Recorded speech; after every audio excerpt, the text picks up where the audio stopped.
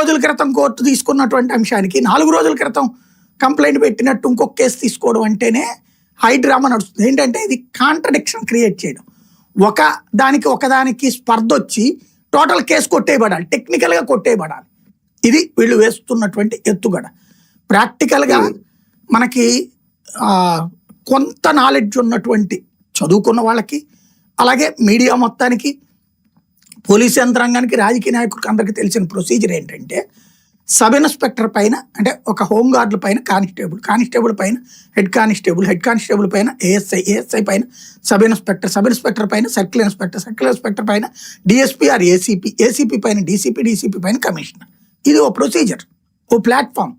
దీంట్లో regular procedure ఎట్లా ఉంటుంది కమిషనరేట్లలో అంటే సర్కిల్ ఇన్స్పెక్టర్లు ఆ స్టేషన్లో ఉన్న కేసుల వివరాలని, మర్డర్ కేసులు ఏంటి అంటే లా అండ్ ఆర్డర్ చూసేవాళ్ళు అయితే కనుక లా అండ్ ఆర్డర్ కేసులు ఏం కేసులు ఉన్నాయి, ఎన్ని కేసులు ఉన్నాయి, క్రైమ్ వాళ్ళు అయితే క్రైమ్ కేసులు ఏమున్నాయి, ఎన్ని ఉన్నాయి, అందులో ఏ నిందితుల్ని ఇప్పుడు వాళ్ళ ఆధీనంలో ఉంచుకున్నారు, ఈ డేటా ఏ రోజుకు ఆ రోజు ఇస్తారు వాళ్ళకి, కమిషనర్కి.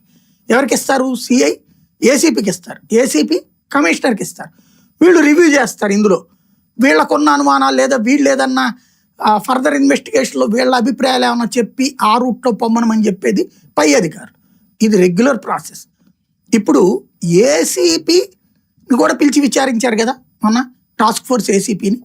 ఆమె ఏం చెప్పిందో ఇక్కడ ఏమి రాయలేదు. ఇక్కడ బేసిక్గా ఇక్కడేంటి విచారణ